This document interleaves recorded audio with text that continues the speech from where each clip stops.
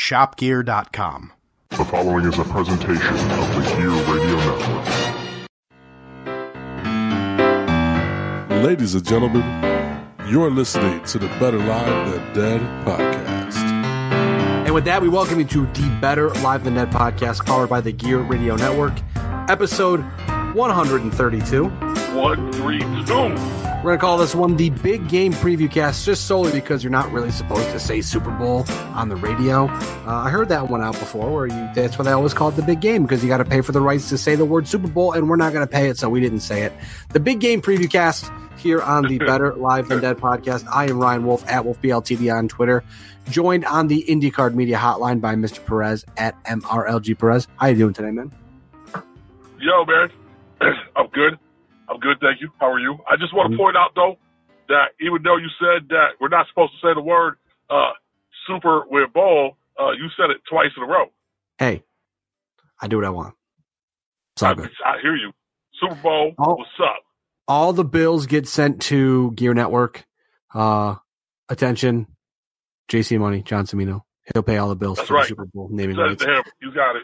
You can hear us on BetterLiveThanDead.com, iTunes, Google Play Music, iHeartRadio, Spotify, YouTube, wherever you can get a podcast, you can get the Better Live Than Dead podcast. And like we always say, if there's somewhere you listen and you don't hear us, let us know and we'll get it there. That's it. That's all it takes. But with that being said, Lewis, first time we've been on the podcast together in a little bit. So I'm pretty excited to talk about the Super Bowl today because not only is the matchup itself electric, but the lead up to the matchup was pretty damn electric. Now, the Super Bowl will be played a week from Sunday in Atlanta at the what is it? What do they call it? Megatron's butthole or something like that, because the roof opens up like a butthole. I don't remember. Yeah. But we've got the New England Patriots versus the Los Angeles Rams. Okay. Which, on the surface, interesting, because it really should have been the Patriots and Saints. But we'll get into that right now, actually. It's a good little transition over to the three big things here. First off, hold on a second. See, I can't agree with you. It should have been Saints KC. We can talk about that. We'll get there. First off, we'll talk about the Rams' path to Atlanta. Now, for those who missed the game, the Rams defeated the New Orleans Saints 26-23 in overtime, an instant classic. But the big controversy throughout the game, at the end of the game, I should say, a referee-aided victory. The Rams' Nickel Roby-Coleman leveled the Saints' Tommy Lee Lewis before the ball got to Lewis. Pass interference. Clear as day. A clear penalty. Nothing was called. There was also a helmet-to-helmet shot that was not called either in the same play. But, hey, if you're going to miss one penalty, you're going to miss all the penalties. Now, after the game, Nickel Roby-Coleman, I almost said Nicole, I don't know why. Roby-Coleman himself said, quote, "Oh, hell yeah, that was pass interference. I just know I got there before the ball got there, and I whacked his ass." Now, Lewis, looking back on the play, how egregious the call was, and then the aftermath of said missed call, how bad of a look is this for the National Football League heading into their biggest game of the season? Well, I had heard a rumor that they were going to let players play. And I appreciate that. But at the same token, this was such a obvious penalty that to not call it is a bad look for the league. If it's a touch and go play and you let it go, fine. I got no issues with that. But he ran the dude over before the ball was even like halfway there. So it was such a bad no call that you have to wonder, did the league want the Rams in the Super Bowl to play whoever was going to be, from the AFC's portion of it? Did they not want poor Drew Brees to get a second ring? It was really, really bad. I mean, I don't know if I'm going to buy your conspiracy theory right now, Lewis, but that's okay. I get it. Because look at, we often see pass interference called, and we wonder to ourselves, wow, how do they see that enough to call it? And then you see the replay, and you're like, I can get it. But here, I gotta say, I've seen some bad penalties called and some big bad penalties missed. I got to say, in recent memory, this was probably one of the worst missed calls I've seen in quite some time. It was, not only was it apparent when we watched it live, all the slow motion replays showed that it was a penalty. Even Roby Coleman himself said, look, I didn't even turn around for the ball. I just was knocking his ass out. I mean, that alone, you're supposed to turn yourself and make yourself.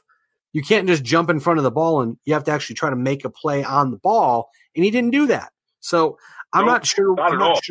Yeah, I'm not sure what the referee was thinking. Maybe the moment got the best of him. There was two of them standing there. Yeah, it was. I get the only way to say it was egregious. I mean, I think the Saints played a better game. I mean, you look at the stats. Jared Goff, not sharp. He was 25 for 40, 279 yards, 1 touchdown, 1 pick.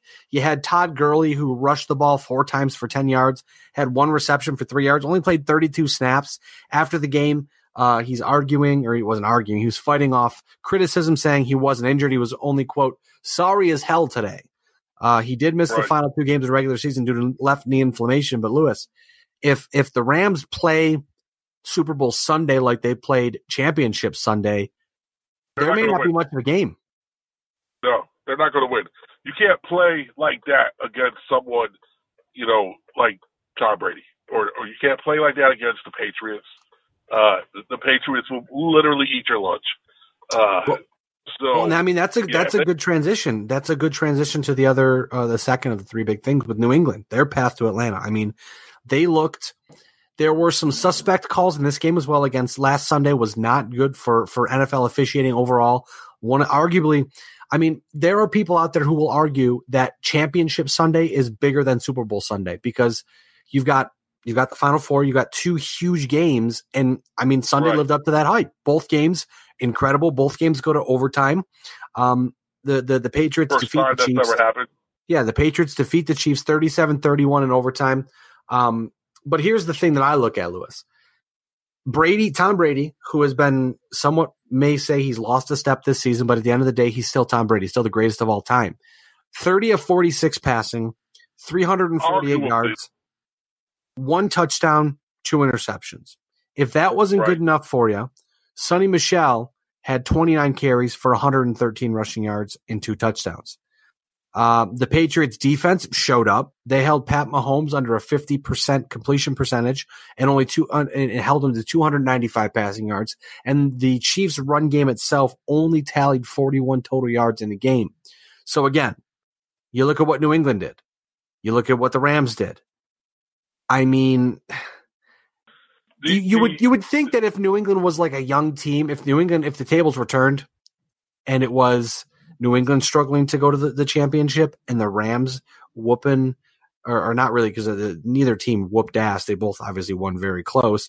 But if the Rams jumped off the stats sheet and you said, wow, this team played incredible, you might say, yeah, New England struggled, but they can bring it back. Or, hey, the Rams may have played a bit over their head. They may regress. But right now, the better of the 2 teams, I think, going into the Super Bowl, the Patriots look better. The Rams did not look very good. No, I agree. Frankly, the Patriots had the Chiefs number in the first half. The Chiefs couldn't do anything in the first half. They came out in the second half and they played a lot better. My question though is Tom Brady going to be okay going into Super Bowl Sunday after that vicious hit that he got, a penalty for, where, the defender hit him on the shoulder. Yeah, that was another, when you look at the calls on Sunday, that one was, like Gene Steratore said on the CBS broadcast, that was less of a, we saw something and more of a, we saw emotion, because obviously the referees aren't always in the right position. So he gave the benefit of the doubt there. Brady's face mask was grazed, but the way that the defender brought his hand down, 9 times out of 10, you're going to get a handful of face mask, and that's going to be a penalty, or that's going to be a roughing the passer call, because you're going to slap him in the face or slap him in the head with the naked eye. I mean, these are the 2 examples I would rather see I would rather have the benefit of the doubt given, a la Tom Brady's pass or Tom Brady's roughing the passer called, than to say, you know what, I'm not sure, so I'm not going to call it. Because again, in the Saints game, if that was called, the Saints would have run the clock out, game would have been over. But I mean, in New England's game, it kind of did aid them toward moving down the field to score. But again, I would rather referees err on the side of caution than to say, you know what, I'm going to let them play. Yeah, and frankly, the Patriots should have lost that game. He threw an interception with like 2 minutes to go. That was the game. Yeah, D Ford was offsides or he was neutral zone infraction and just biggest bonehead play of the game. Right, dude. Yeah, that was the biggest bonehead play of the season because as soon as the flag was thrown and I heard it was on the Chiefs, I looked at my wife and was like, "Oh yeah, of course it's on the Chiefs." And then they showed where he was lined up, and I was like, "Oh yeah, no, that was definitely on the Chiefs." Like I thought he was almost playing offensive line for the Patriots. Dude, how do you get so far over the line at that crucial of a moment? I mean, what are the odds too? Because that happens a ton of times. Neutral zone infractions happen, offsides happen, but what are the odds that you're going to be lined up in the neutral zone, and then the game ending the arguably the game ending interception happens? Interception, right? And then they go, "Oh yeah, penalty. It's not going to happen because you're offside or you're in the neutral zone." Like that's rough. Yeah. Like he was. You can't even say he was in the neutral zone. He was so far over the line, it was ridiculous. That was in a game of blunders, in a weekend of blunders. That was by far the biggest bonehead moment. That was worse to me than the pass. I mean, the pass interference call was pretty bad.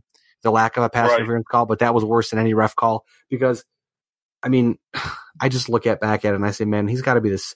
What did JR used to say? He's got to be the sickest man in America right now, or something like that. That's got to be him. Yeah. Well, I feel like when the Chiefs scored with like 2 minutes left in the game, obviously I saw post on Facebook like, thank God, like it's over. Patriots aren't going to be in the Super Bowl. I texted my dad. And I was like, yeah, they gave Tom Brady way too much time. And my dad was like, yes, they did. And sure enough, takes him down the field, and they go into overtime. Then they got the ball, and that was a wrap. That brings up, before we go too far into that, because that brings up a next point I wanted to ask you, honestly. You said, New England wins. They win the coin toss. They go down the field. And the rules in the playoffs are the same as they are in the regular season. If you score a touchdown on the first possession, game over. You kick a field goal, or you don't score, the other team gets a shot. And then obviously if you kick a field goal, they get a field goal. It goes to sudden death. If they get a touchdown, they win. And then if you don't score and they score, no matter what, it's over. Anyways, in an offensive-driven league, Lewis, do you think the overtime rules are flawed? Because, I mean, obviously, I would have paid top dollar to see Brady go down and score a touchdown and then say, Pat Mahomes, it's your turn. And then make it almost like I absolutely agree. When they first changed the overtime rules, they wanted to make it a little bit more like college football overtime rules. If you're going to make it like college football overtime rules, make it like college football overtime rules completely. I think each team should have an opportunity to score. Obviously not like college football where they put you on like the 30 or the 40, and then you got to score. Do a kickoff, drive down the field, give both teams an opportunity to answer, and to me, that would make it more exciting. Sudden death is fine to an extent, except on games like this.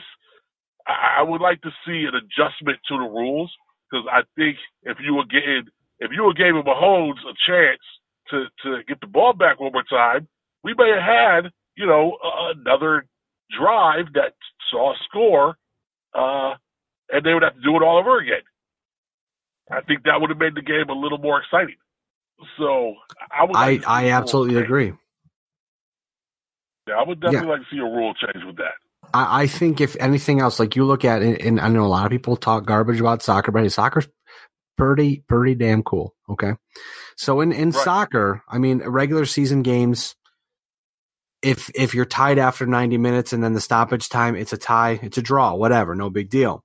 When you go to the cups or to the tournaments or the whatever, it's always you play the 90 minutes, you play the stoppage time, and then you play an extra period, and then if after that, you go to penalty kicks, whatever.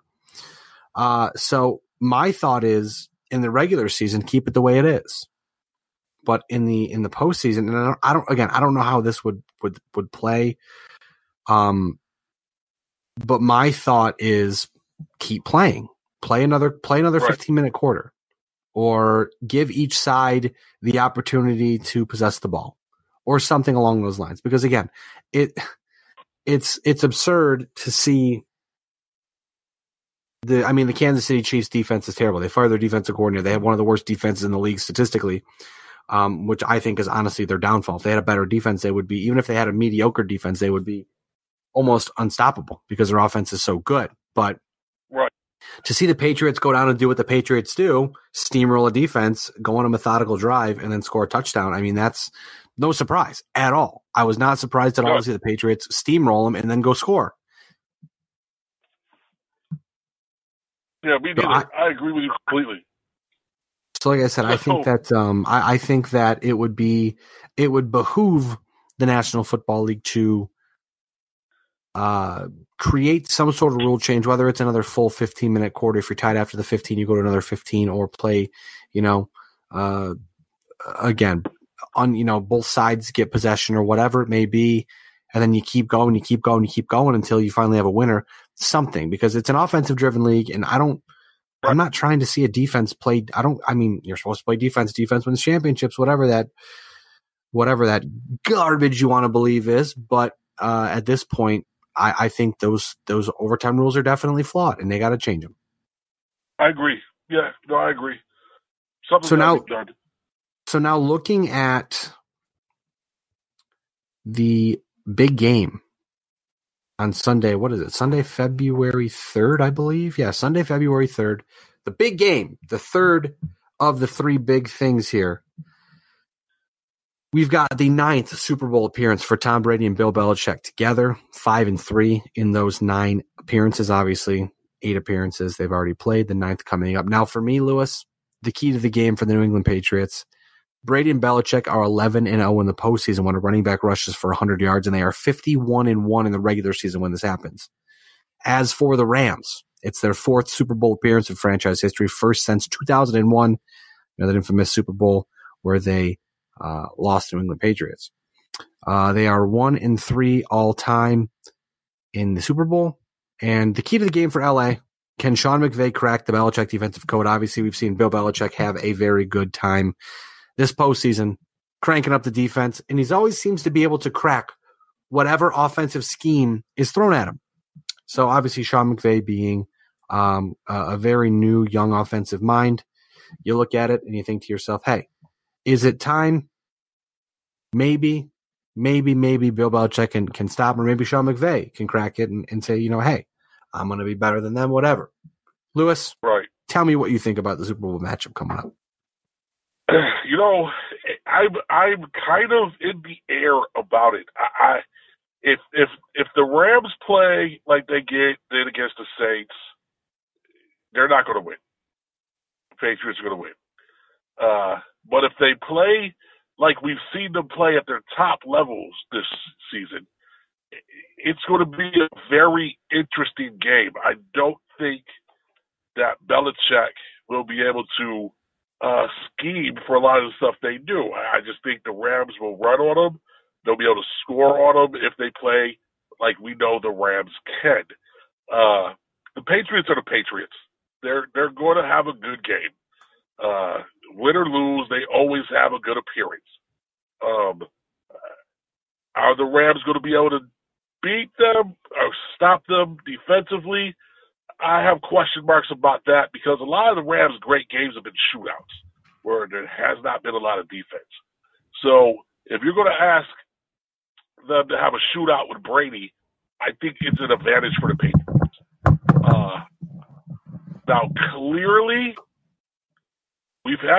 we've had this discussion for a while. Almost, it seems like every time there's a Super Bowl, we have this discussion for very selfish reasons. I don't want the Patriots to win because they'll be the second team with 6 Super Bowls, and they'll have more than my team by 1, and I don't want that. I understand but, that.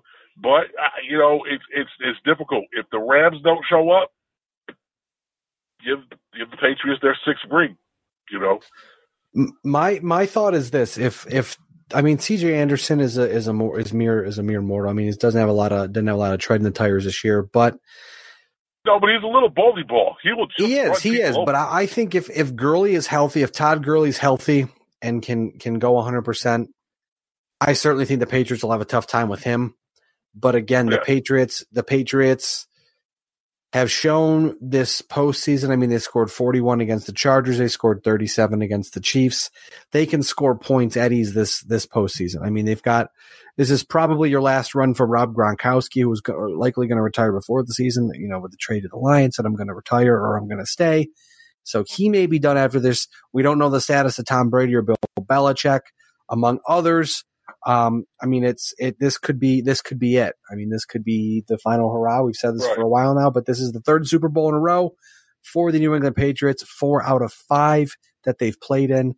They are 2-1 right now in the 4 out of the 5 last Super Bowls. Obviously, 2015 they lose to the Broncos in the AFC Championship game. But with that being said, I mean, it's crazy how the Patriots have kind of had another mini dynasty within a dynasty. Right. 2001, they play the Super Bowl 2001 and win. They play in 2003 and 2004 and win. They go to the Super Bowl 3 out of 4 years. They then lose. They then in 2007, 8, 9, 10, 2007, 2011, they play in 2 out of 5.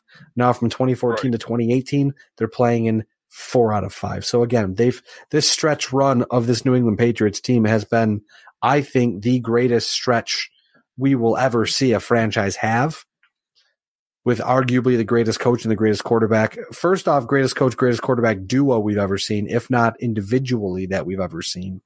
So I mean, I'm on board. You know how I am. I'm always on board for history. I'm cool with the Patriots winning. I'm cool with the Rams winning. I don't care. Just give me a good game. Don't let Maroon 5 suck so bad at the halftime show. And the one thing I wonder, this is totally off topic, but it is on topic because it's about Atlanta. It's about the Falcon Stadium, the Mercedes-Benz Stadium, or whatever it's called. Why in God's name would you put a Chick-fil-A in a football stadium if Chick-fil-A is closed on a Sunday? Never mind the fact that Chick-fil-A, the brand is garbage. I've only had Chick-fil-A once in my life. The brand is garbage. I don't support it, whatever. That's my personal opinion. That's my opinion. But with that being said, it's a lot of people's opinions as well, as that Chick-fil-A is garbage. But why in God's name would you put a restaurant in a football stadium? The restaurant is closed on Sundays because they love their Lord and Savior Jesus Christ. So they practice the day of rest on Sunday. So they don't open on Sunday. But Lewis, if you may, please enlighten me. What day of the week is football most often played on? Last time I checked, Sunday. So why? That's what I want to know. These are the burning questions that I want to know. I don't care who wins the Super Bowl. I want to know why there's a Chick-fil-A there. I didn't know there was a Chick-fil-A in that stadium. Yeah. And then on Sundays, the sign in the building changes, and I believe I saw they serve loaded fries from the same station, so I don't get it. Yeah, it's a little weird.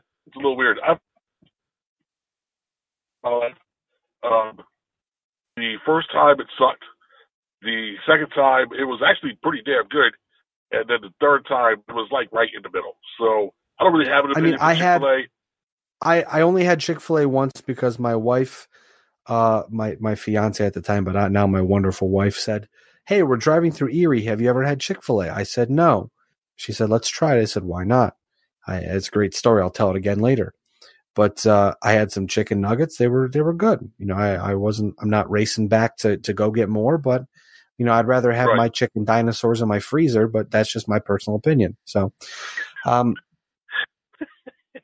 I mean, I just don't understand the whole hoopla around it, but that's a different conversation for a different time. So, Lewis, before we wrap up our big game preview cast, I want to know, give me a prediction for Super Sunday.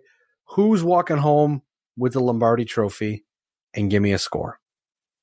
As much as I hate to say it, I'm going to say the Patriots. And I'm going to say the Patriots are going to win it. We'll say 43-37. I'm going to go with the New England Patriots. I'm going to say 35-27. Okay. I think the Rams will give them a fight, but I think at the end of the day, when it comes blow for blow, I think the Patriots will just keep up and then go right by them and just put the pedal to the metal.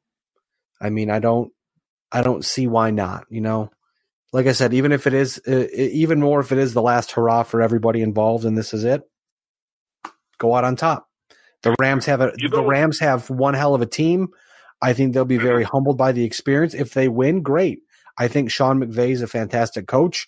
They are certainly. He's going to get everybody in the league. Everyone in the league is going to have a Rams tie by the end of the year. He's getting assistant coaches, assistants coaches hired. I know the quarterback coach is going to go to Cincinnati and be the head coach of the Bengals after this year. The water boy will probably get hired by, I don't know, the Oakland Raiders in a couple years.